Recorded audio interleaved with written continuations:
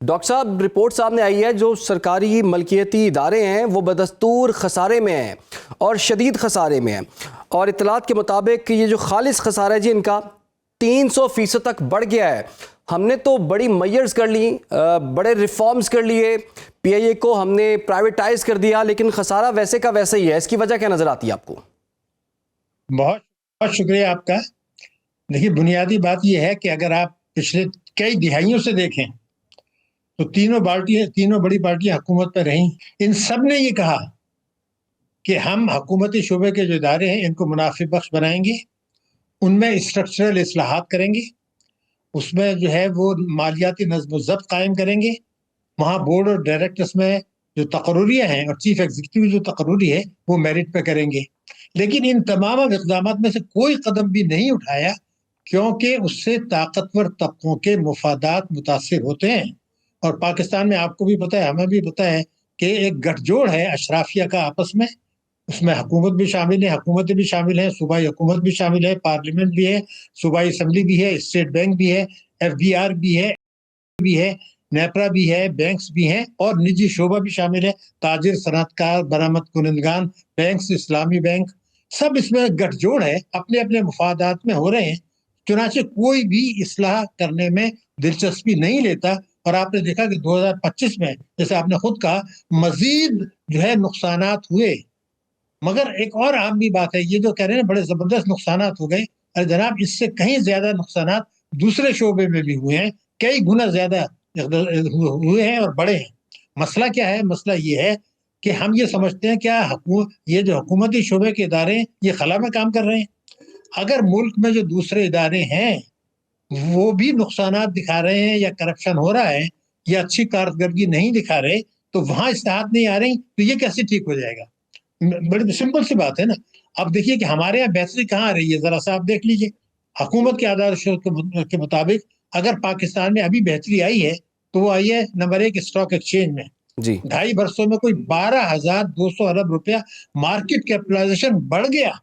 12,200 ارب روپے چھوٹے سے طبقے نے کمائے، لیکن معیشت کی شرح نمو سست ہوئی۔ آپ نے دیکھا کہ ابھی 6 مہینے جو گزرے ہیں، فورن ڈائریکٹ انویسٹمنٹ میں 43% کمی ہو گئی، ٹیکسوں کی وصولی ہدف سے کم ہو رہی ہے، تجارتی خسارہ آپ کا بڑھ گیا، جاری حسابات کا خسارہ جو پہلے مثبت تھا وہ منفی ہو گیا۔ تو بہتری کہاں ہے اسٹاک ایکسچینج میں؟ تو ڈاکٹر صاحب وہ جو ایک طویل فہرست جو ہے گورنمنٹ کی طرف سے سامنے آتی ہے کہ یہ اکنامک انڈیکیٹرز ہیں جس میں امپروومنٹ سامنے آئی ہے، وہ پھر کہاں غائب ہو گئی ہے؟ اور اگر وہ امپروومنٹ ہے بھی تو اس کا ایفیکٹ عوام تک کیوں نہیں پہنچ پاتا؟ نہیں تو کہاں ہے؟ پہلے ہم دیکھ لینا، آپ نے بڑا عام نکتہ اٹھایا ہے۔ دیکھیے بہتری آئی اسٹاک ایکسچینج میں، آپ کو بھی پتہ ہے کہ وہ معیشت کی قیمت پر آئی، لارج اسکیل مینوفیکچرنگ، آپ کی شرح نمو تو سست ہوئی ہے، غربت بھی آپ کی بڑھی ہے، بے روزگاری بھی بڑھی ہے، آپ کی برآمدات بھی گری ہیں، آپ حکومت کے اعداد و شمار ہیں، 6 مہینے میں آپ کی برآمدات بھی گری ہیں۔ تو بیسیکلی تو یہ آپ نے سارا زور لگا دیا اسٹاک ایکسچینج میں، جس سے نہ روزگار ملتا ہے، نہ کوئی فائدہ ہوتا ہے، البتہ معیشت کو نقصان ہوتا ہے۔ دوسری بہتری بہت بڑی آئی ہے، وہ ریمیٹنسز میں آئی ہے۔ ریمیٹنسز میں بھی افراط زر بڑھتا ہے اور ٹیکسوں کی وصولی گرتی ہے، چونکہ انکم ٹیکس آرڈیننس 611(4) ہے۔ پاکستان دنیا کے ان ملکوں میں شامل ہے جہاں ریمیٹنسز میں زبردست اضافہ ہو رہا ہے اور برآمدات گر رہی ہیں، شرح جو ہے وہ آپ کی نمو گر رہی ہے۔ تو دوسری بہتری آئی جو ہے آپ کی اسٹاک ایکسچینج کے بعد بہتری آئی ہے آپ کی جو ہے اس کے امپورٹس کے اندر۔ جی تو ایکسپورٹ میں ہمیں تو تجارتی خسارہ نہیں، ہمیں تو ایکسپورٹ میں چاہیے تھی۔ پھر آئی بینکوں کے منافع میں، میں آپ کو بتاؤں ریکارڈ توڑ دیا ہم نے۔ ابھی ایک لسٹ شائع ہوئی ہے ایشیا پیسفک، 15 جو ہے بینکس ہیں ایشیا میں اور پیسفک میں، اس میں سے الحمدللہ 7 بینکس پاکستانی ہیں۔ ان کی مارکیٹ کیپٹلائزیشن میں 300% کا اضافہ ہو گیا 1 سال میں، اس میں حکومتی شعبہ کا بینک بھی شامل ہے۔ تو دوسری یہاں آئی۔ تیسری آپ کے بتا دیجیے کہاں یہ ریمیٹنسز اسٹاک ایکسچینج، اس کے علاوہ اگر ریزروز میں کہتے ہیں آپ بڑی ہے تو وہ تو آپ نے مارکیٹ سے ڈالر خریدے، ڈاکٹر صاحب ایک اور جگہ پر بڑی بہتری آئی ہے، اور آج پرائم منسٹر صاحب نے بھی رمضان پیکج کا اعلان کیا ہے۔ اب وہ پیکج پہلے جی پچھلے سال سر وہ 20 ارب روپے کا تھا، اب وہ ہو گیا 38 ارب روپے کا ہو گیا، تو یہ بھی امپروومنٹ سامنے آئی ہے۔ نہیں اس کو پتہ نہیں آپ کیسے کہیں گے کہ اس لیے کہ جب آپ حکومت کے نے یہ مان لیا کہ ٹیکسوں کی وصولی جو ہے ہدف سے کم ہے اور وصولی گر رہی ہے، اس کا مطلب یہ ہے کہ آپ جو ایک ہاتھ سے دے رہے ہیں دوسرے ہاتھ سے ان سے نکال لیں گے اور اس سے کئی گنا زیادہ نکال لیں گے. آپ نے دو باتیں میں آپ کو بتا دوں. ابھی حکومت نے کہا ہے کہ جناب یہ جو گردشی قرضہ ہے اس کو ہم عوام کے اوپر بجلی کے اوپر ٹیکس سے وصول کر لیں گے. دوسرا انہوں نے کہا کہ جی ہم 1200 ارب روپے کے قرضے بینکوں سے لے کے ایڈجسٹ کر لیں گے. ارے بھائی بینکوں کا کام آپ کو قرضے دینا نہیں ہے. میں بہت بڑی خرابی کی طرف میں نشاندہی کر رہا ہوں. جی آپ دیکھ لیجئے ریکارڈ چیک کر لیجئے گا. 2025 کا جو سال گزرا ہے اس میں پاکستانی بینکوں کے ڈپازٹ بڑھے 9000 ارب روپے. الحمدللہ. ڈپازٹ کائیں کے لیے لوگ دیتے ہیں کہ آپ صنعت کے لیے, تجارت کے لیے, زراعت کے لیے, مائکرو فائنانس کے لیے خواتین کو قرضے دیں. انہوں نے کیا کام کیا ہے؟ آفیشیل فیگر میں بتا رہا ہوں کہ اس سال میں 9000 ارب کے ڈپازٹ بڑھنے کے باوجود بینکوں کے قرضوں کا حجم گر گیا. تو کہاں پیسہ چلا گیا؟ پیسہ لگایا انہوں نے حکومت کی سیکیورٹیز میں کہ جناب یہ جو آپ کا بجٹ خسارہ ہے جو ٹیکسوں کی چوری کی وجہ سے ہے, یہ شاہانہ اخراجات کی وجہ سے ہے, آپ فکر نہ کریں ہم سے لے لیں. تو انہوں نے حکومت کو قرضہ دے دیا. تو پھر معیشت کیسے ترقی کرے گی؟ مجھے کوئی بتا تو دینا آپ. میں ایک اور فیگر دینا چاہتا ہوں اور میں ایک ریکارڈ پہ ایک جملہ کہنا چاہتا ہوں.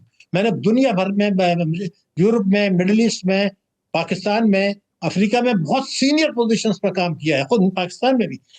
لیکن دنیا بھر میں نے چیک کیا انکلوڈنگ امریکہ اور یورپ, کہیں پر بھی ایسا نہیں ہوا جو پاکستان میں ہو رہا ہے. کیا ہو رہا ہے گا کہ 14,000 ارب روپے کے قرضے دیے گئے ہیں پورے 25 کروڑ کی آبادی کو, اور 38,000 روپے گورنمنٹ کو دے دیے کہ جناب ہم آپ کا بجٹ خسارہ پورا کر لیں. تو ایسا تو ساری دنیا میں کوئی ایک مثال اگر پیش کر دیں تو میں اپنے سارے جو آرگومنٹ واپس لے لوں گا. یہ تو آپ لیپا پوتی کر کے کچھ اس کا منافع کون بڑھا رہا ہے؟ یہ جو بینکس ہیں ان کی 80% جو ڈپازٹس ہیں ان بینکوں کے پاس ہیں جو پاکستانی نہیں ہیں, وہ ان کو وہ منافع کما رہے ہیں. اور یہ دوسری بات بتا دوں, ابھی آپ نے پیکج کی بات کی, جون 24 میں میں بڑی عام فیگر آپ کو دے رہا ہوں, جون 24 میں جو کروڑوں کھاتے دار ہیں بینکوں کے ان کو منافع ملا تھا 20.5%, یعنی 100 روپے میں 20 روپے. ابھی جنوری میں ان کو منافع ملا ہے 100 روپے پہ 9 روپے, یعنی ان کی آمدنی آدھی ہو گئی, ان کی قوت خرید گر گئی. ایسا تو دنیا میں ہوتا نہیں ہے, یہ تو پروفٹ اینڈ لاس شیئرنگ میں ہے. تو میں جو بات بتانے کی کوشش کر رہا ہوں کہ یہ بڑی بھاری قیمت ادا کر رہے ہیں. اور اب تو میں آپ کو بتا دوں اسلامک بینکنگ کا بڑا چرچا ہو رہا تھا, میں نے تو اس میں کتاب بھی لکھی ہے اور یہ کہا ہے کہ یہ سود کی بنیاد پر ہی ہے, ایکسپلوٹیٹو ہے.